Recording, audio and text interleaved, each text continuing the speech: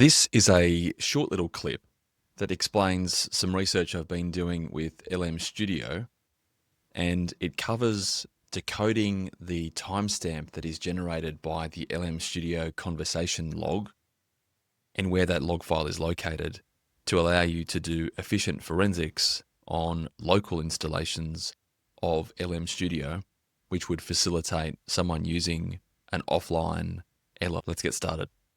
Okay, so we've got decode here. Let's put this in. This is directly from the log file. And then we look at Unix. So it's Unix time. So it's a Unix time format, which is awesome. So created at, yeah, that makes sense. So that correlates with what we've got. And then if we look at user last message that, drop this one in. And then 1631. So we now know that in the number.conversation.json file, which is what's here, and this actually explains the reason for that number.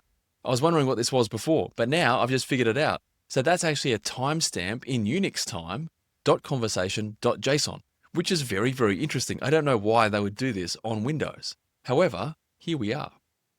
So that's a little mystery that is answered. Then if we scroll down, what else is in the log file? It's telling us the model that is in use. So that's fantastic. That's a great little artifact that could be used to correlate evidence as well. So you might correlate this with web browsing and tying it into some proxy logs or internet history logs, showing a pattern where the LM Studio was downloaded. Then we have records of the model that was downloaded as well, tied into search history, whatever you might have.